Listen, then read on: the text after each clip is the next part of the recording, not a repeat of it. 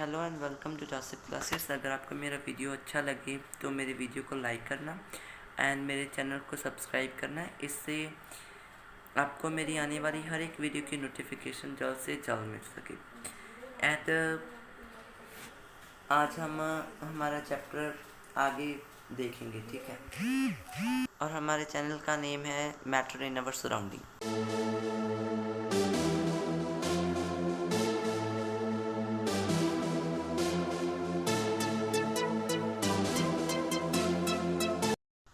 और आज हम इस चैप्टर के क्वेश्चन आंसर्स करने जाएंगे, जिसमें हम कवर करेंगे blue box questions and exercise question answers. Okay, so let's get started.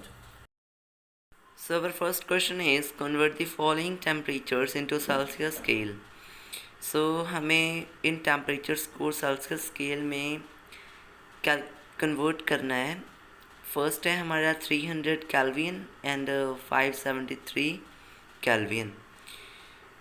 के का मतलब होता है केल्विन, और केल्विन को हम शॉर्ट में के से डिनोट करते हैं, ठीक है।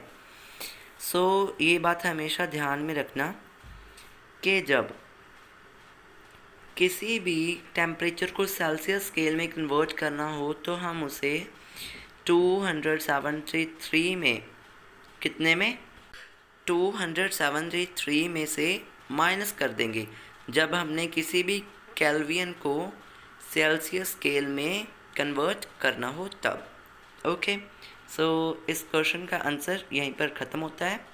सो अभी हम सेकंड क्वेश्चन पर चलते हैं। अब second question is convert the following temperatures into the kelvin scale. अभी ये क्या कह रहे हैं कि इन जो हमें टेम्परेचर दी गए हैं अभी उनको हमने केल्विन स्केल में कन्वर्ट करना है।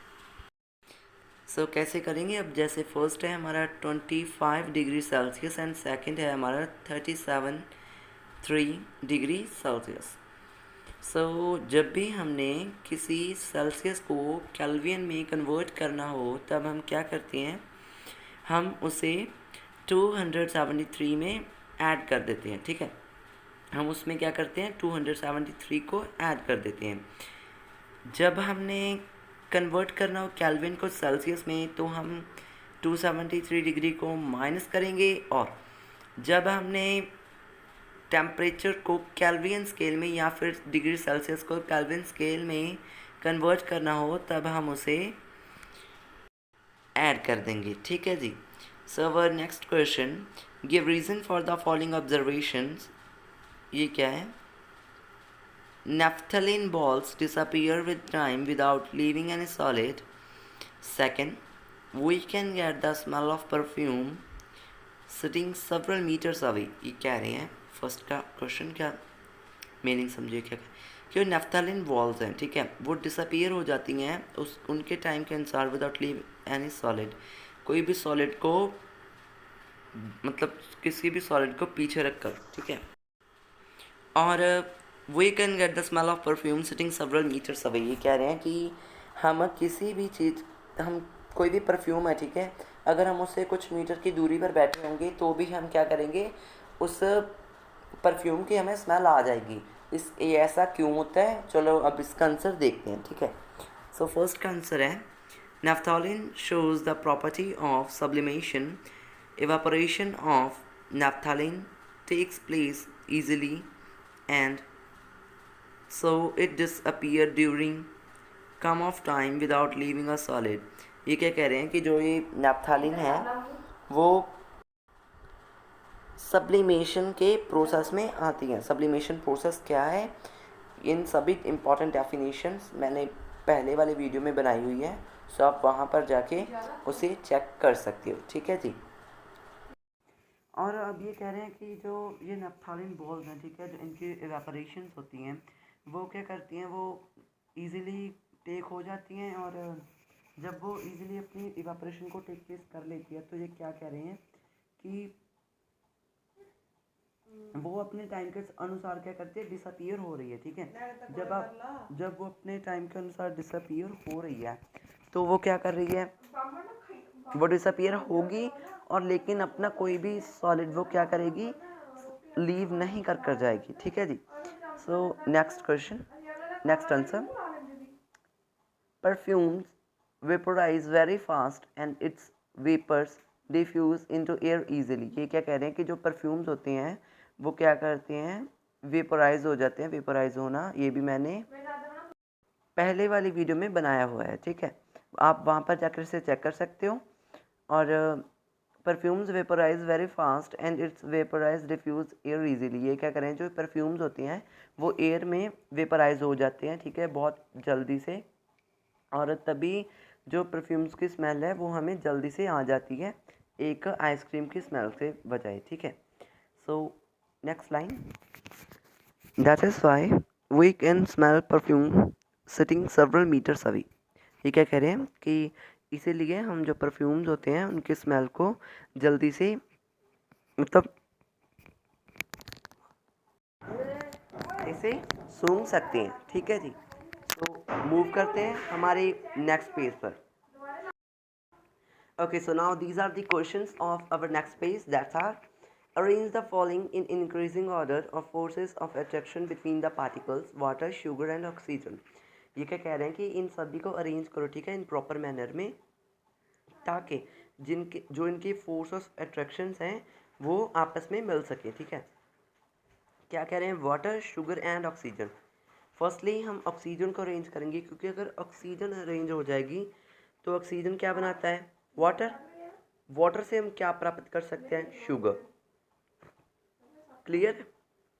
So next point, what is the physical state of water. Physical state कौन सी होती है, जिसमें जो वाटर होता है वो लिक्विड में है, सॉलिड में है या फिर गैसियस स्टेट में है, उसे हम यहाँ पर क्या करना है, क्लासीफाई करना है, ठीक है।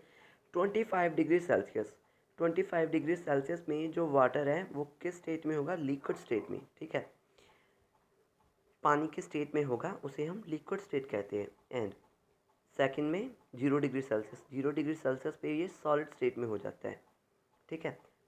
तो हम कहते हैं कि 0 डिग्री सेल्सियस है, ठंड बहुत पड़ रही है, ठीक है। सो 100 डिग्री में ये कहाँ पर होता है, लिक्विड में भी हो सकता है और वेपर्स में। वेपर्स क्या होती है, गैसियस स्टेट, ठीक है। गैसियस स्टेट को हम वेपर स्टेट भी कहते हैं, ठीक है जी। Next question, give 2 reason to justify. कोई 2 रीज़न दो जिन्हें हम, ये दो हमें फॉलोइंग क्वेश्चंस दिए हुए हैं, इन्हें हम जस्टिफाई कर सके।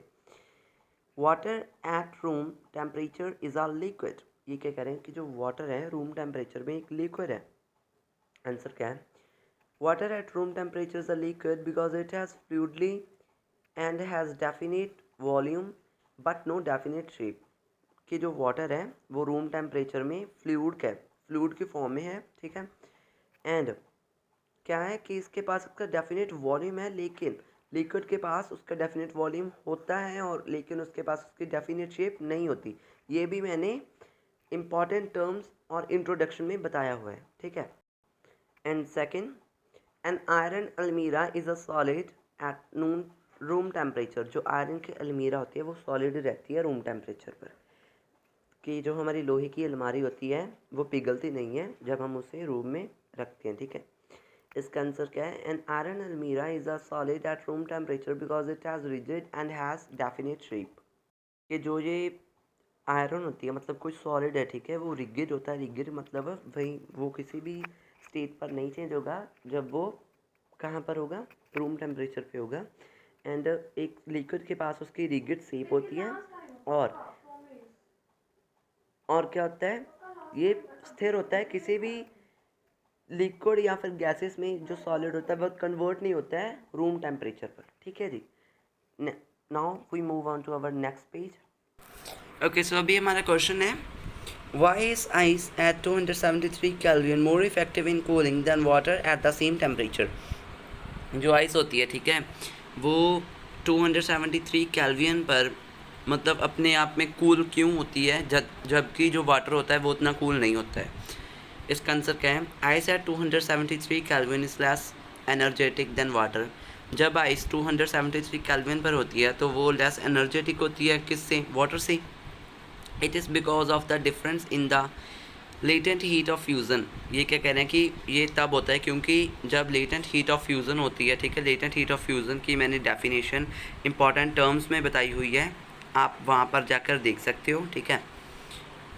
Which is presence in water, जो लेटेंट हीट ऑफ फ्यूज़न है वो वाटर में प्रेजेंट रहती है, and the same temperature in the form of extra energy, और उसी सेम फॉर्म में, ठीक है, एक्स्ट्रा एनर्जी में, लेकिन सेम फॉर्म किस में, जैसे वाटर की फॉर्म होती है वैसे ही उसी सेम फॉर्म में, लेकिन लेटेंट हीट ऑफ फ्यूज़न में ज़्यादा एनर्जी पाई जाती है, ठीक है। Next question, what produces more severe burns, boiling water और स्टीम। ये क्या कह रहे हैं कि इन दोनों में से, बॉइलिंग वाटर और स्टीम में से, ठीक है, सेवर बर्न्स क्या होते हैं, गंभीर जलन। गंभीर जलन मीन्स जब हम भाप पर अपना हाथ रखेंगे तब ज़्यादा जलेगा, या फिर हम उबलते हुए पानी में अपना हाथ डालेंगे तब ज़्यादा जलेगा, ठीक है। आंसर देखते हैं। Steam produces more several burns than boiling water. This is because steam has more energy than boiling water present in the form of latent heat of vaporization. Okay. ये क्या कह रहे हैं कि जो स्टीम होती है, जो भाप होती है, ठीक है, उसमें ज़्यादा क्या होते हैं, सेवरल बर्न्स होते हैं। उसमें अगर हम अपना हाथ रखेंगे तो वो ज़्यादा जलेगा रैदर देन बॉइलिंग वाटर से। और this is because steam has more energy, क्योंकि जो स्टीम है उसके पास ज़्यादा एनर्जी है rather than boiling water present in the form of latent heat of vaporisation. जो बॉइलिंग वाटर होता है वो लेटेंट हीट ऑफ वेपराइजेशन में ही प्रेजेंट होता है, ठीक है। अभी लेटेंट हीट ऑफ वेपराइजेशन की वीडियो भी मैंने पहली बार ही इंपॉर्टेंट डेफिनेशंस में डाली हुई है, आप उस वीडियो को एक बार ज़रूर देखें, आपको सभी डेफिनेशन समझ आ जाएंगी, ठीक है। Okay, so let's move to our next question, that's is question number 9। Name A B C D E and F in the following diagram showing change in the stage. ये क्या कह रहे हैं कि जो A B C D E and F हैं, इन सभी को हमने नेम देना है, ठीक है, कि उनकी जो स्टेट ऑफ चेंज है वो कैसे चेंज हो रही है। आप इस फिगर को ध्यान से देखो, आपको फिर ही क्वेश्चन समझ आएगा, ठीक है। Firstly, increase heat and decrease pressure. Heat को इंक्रीज कर रहे हैं और प्रेशर को कम कर रहे हैं। Next, solid to liquid, liquid to gas, gas to liquid, liquid to solid. Next, decrease heat and increase pressure. अब इस डायग्राम को आप देख लो, ठीक है। अभी ये आंसर में हमें पता चल जाएगा कि जो ये डायग्राम है ये कैसे क्या इंडिकेट कर रही है, ठीक है। Let's move to answer. Okay, so first में क्या है, ए में मेल्ट हो रहा है। डायग्राम में बताया गया है ना कि जो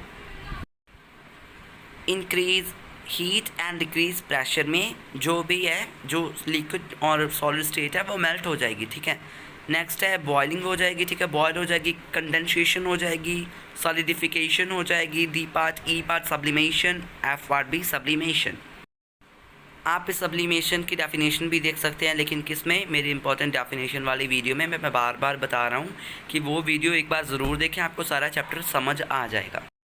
okay, so our exercise questions are done. Tomorrow we will start our blue box question.